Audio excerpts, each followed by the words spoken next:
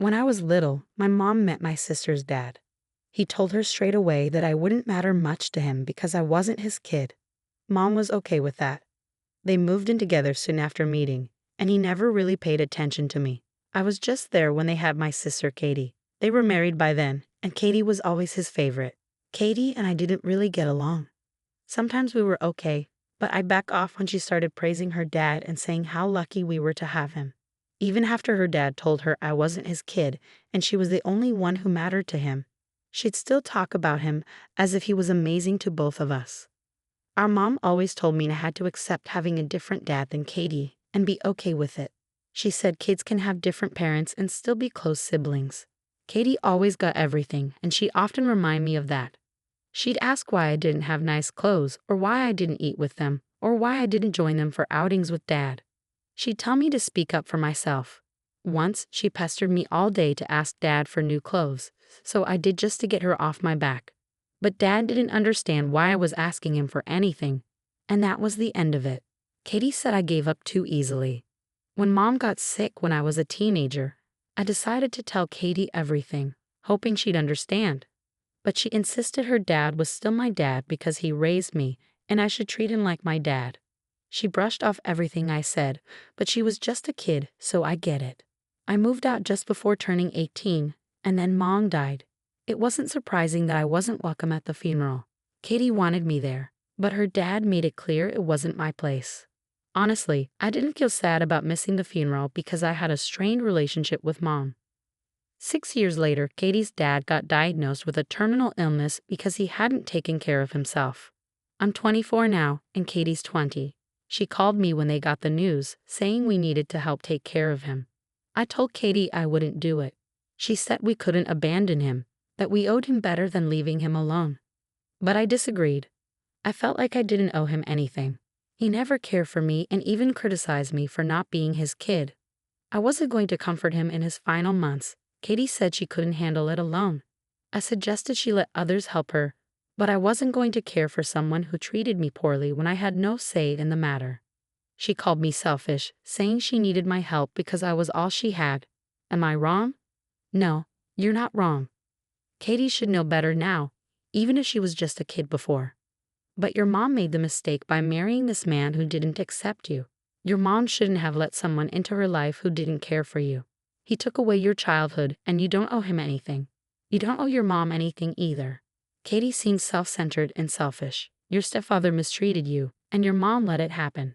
It's sad that your mom prioritized finding a husband over your well-being. That part of your life is over now, so don't let Katie drag you back. He made it clear he wasn't your dad, and Katie living in her own world doesn't change that truth. Consider cutting her out of your life for good. She comes across as a spoiled favorite child lacking empathy, maybe even finding satisfaction in your suffering. It's best to disengage and move on. I became a mom 18 weeks ago, but I kept my pregnancy mostly secret, only sharing the news with my husband's parents and my sister.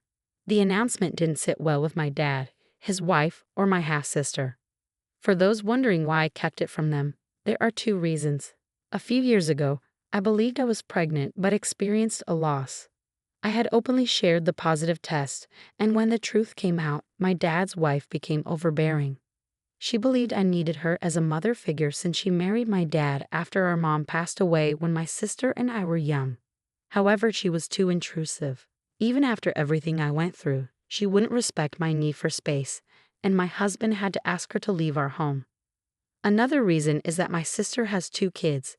During both pregnancies, our dad's wife constantly pressured her about needing her as a mother figure. She insisted on being there for my sister during her pregnancy and talked about how it would strengthen their bond and make my sister appreciate her more.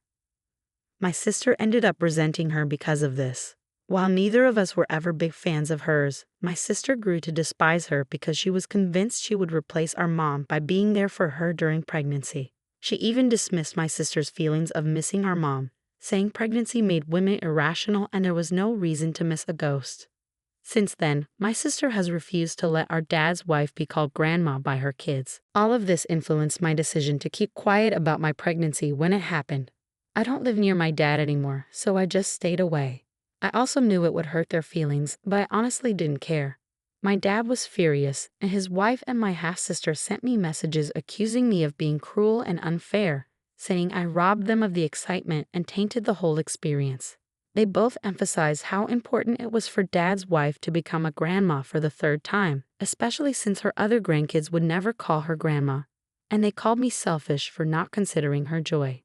Am I the one at fault here? Absolutely not. Your stepmother seems overly controlling. You did what was best for yourself, your husband, and your child. Your pregnancy and birth were about your own family, not about meeting their expectations. You can't force relationships to be close. They either naturally develop or they don't. Step-parents who try to replace a deceased parent usually fail to create the bonds they hope for. Did she expect your baby to start calling her grandma as soon as it was born? She's not really your stepmother. She's just your dad's second wife. It seems like they need a reality check to understand that their idealized family fantasy isn't real and won't come true. They're still upset because they're holding onto their fantasy and feel hurt when it's not fulfilled. The only way to get them to respect your boundaries is for them to accept reality as it is. You're doing the right thing by protecting your family and setting boundaries. Congratulations on your new baby. Sending you lots of peaceful baby vibes. My husband's sister moved in with us after a big argument about the baby's name. They're expecting a baby, and she's 7 months along. She's known to be particular about food and refuses to eat what we normally cook. We've been catering to her by preparing her favorite dishes, which unfortunately I can't eat due to allergies. So every evening, I have to figure out what to eat since she only wants food that I'm allergic to. Last night, my husband agreed to cook separate meals for her and us together. However, when I got home after a long day at work, I discovered that my sister-in-law had convinced him to cook only her preferred meal and cancel the one we had planned. They were eating together in the kitchen when I arrived. Apologetically, my husband explained that his sister persuaded him to eat with her and not to cook the meal I wanted for us both. I pretended it was okay and ordered food from a restaurant instead. After showering and doing some work on my laptop, I returned to the kitchen to find my order on the counter, open and mostly eaten. I turned around to see my sister-in-law standing there, admitting she couldn't resist the smell and had helped herself to the food. I lost my temper and yelled at her, demanding to know why she did that. She claimed she saved me some, but there was hardly anything left except rice and dressings. We argued, and I reached my limit. I told her to pack her things and leave first thing in the morning. She started crying, and my husband defended her, insisting that she was pregnant and eating for two. Finally, he suggested I quickly make something for myself from the fridge and let it go. But I refused, leading to a bigger argument. Am I wrong for kicking her out over this? Not at all. You don't just have a sister-in-law problem, your husband is a big part of the issue. Your sister-in-law does sound selfish and entitled, pregnant or not, but the real issue lies with your husband prioritizing her needs over yours. How did he think it was acceptable to deny you dinner that you were expecting, especially when you couldn't even eat what she wanted? Your sister-in-law is in the wrong, but your husband is the one who needs to reassess his priorities. It's baffling how little they seem to care about you. Seriously, just toss the whole family out. Their treatment of you is unacceptable. I don't understand why your husband would agree to not cook for you. It's nonsensical. How could he be okay with that? Perhaps he could have cooked the same meal for himself and his sister and something else for you. Where do people find spouses like this? And this is the same woman who left her husband over a disagreement about baby names. Clearly, she's unbearable. Who walks out over baby names?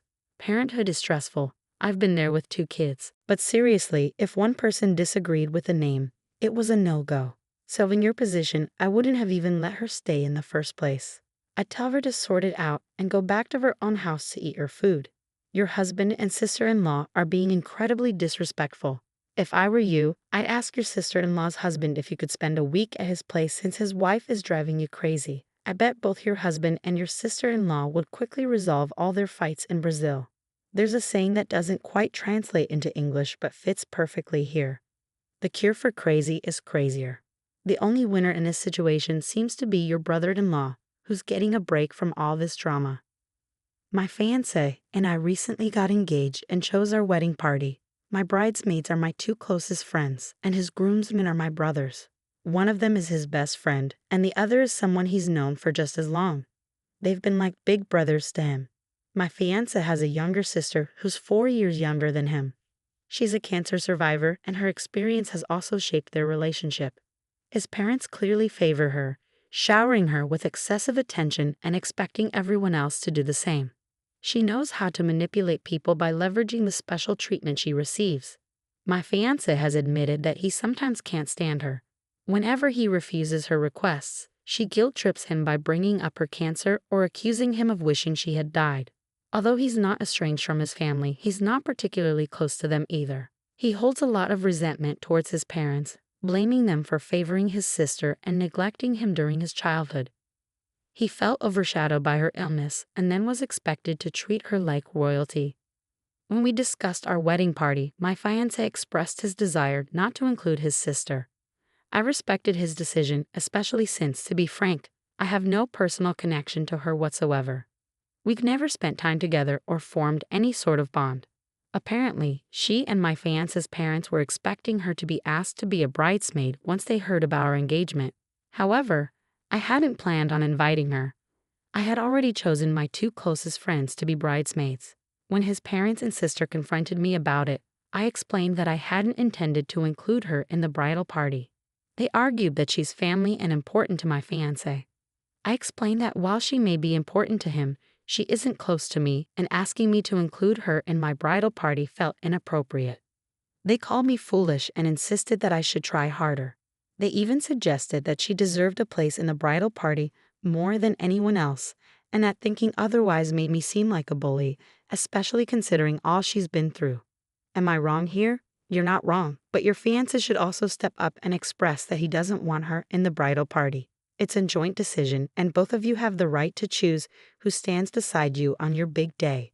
It's unfair that you're shouldering all the blame for this when it's a decision you both made together.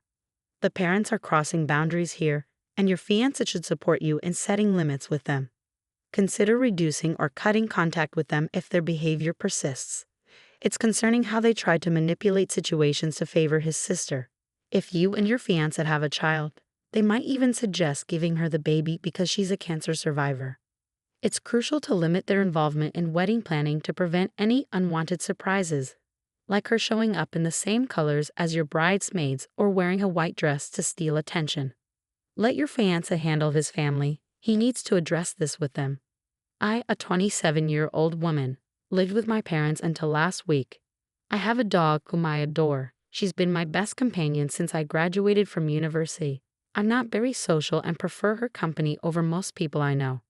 While I've had boyfriends and even a short-lived relationship that ended amicably, I'm just not interested in much beyond my work and my dog. My parents view this as a shortcoming, but I don't. My brother also resides with us. He's in high school and doesn't contribute financially. I cover about 50% of the household expenses, including groceries. I occupy the basement suite, which, while not legally rentable, suits a family member's needs according to building codes. Converting it for renting would be costly and impractical. My mom concluded that the reason I'm not actively seeking a husband is because my dog demands too much of my attention. While my pup does have some health issues, they are manageable and don't affect her quality of life significantly. Despite this, my mom gave her away while I was at work. When I returned home, my dog was gone, along with all her belongings, her toys, leash, everything. I confronted my mom, insisting she tell me where my dog was, threatening to involve the authorities and accuse them of theft if she didn't comply. I retrieved my dog from where she was being held and then returned to my parents' house to gather my belongings. Afterward, I went to stay with a friend. My dad has been reaching out, asking for money to cover expenses for the month. I reminded him that he should have considered this before allowing someone to take my dog. Unfortunately, my dad lost his job due to the current global situation, and they're struggling to cover all the household expenses without my contribution. He mentioned that they'll run out of money in 3 months without my assistance. However, I no longer trust them. My family believes I'm foolish for prioritizing my dog over them. Am I wrong? You're not wrong at all. Your parents were clearly taking advantage of you. You were paying half of everything, including what should have been market rent for a basement suite that wasn't even up to code. That's unacceptable on so many levels. And that's before they decided to get rid of your dog. They deserve to face the consequences of their actions. Whatever you decide, never give them another penny. I'm relieved that you were able to retrieve your dog and find a safe place for both of you to stay. Perhaps they can consider moving into the basement and renting out the upstairs room. Problem solved, OP. Living with people who steal from you and try to control you is unsustainable. They're solely responsible for the current situation. Everyone should pull their weight and work, while you find a place far from them where you and your dog can enjoy life. Additionally, if the mother's concern is that you're not seeking a husband, does she expect you to get married and have everyone live together in your home while you continue to support them financially? Or would she expect you to move out and still contribute as if you were living there? The same issue would arise. Your parents' actions have led to this situation, and at almost 30, it's unacceptable for them to still rely on you financially. They should have considered this before betraying your trust and alienating you. It's not just about the dog, it's about rebuilding trust.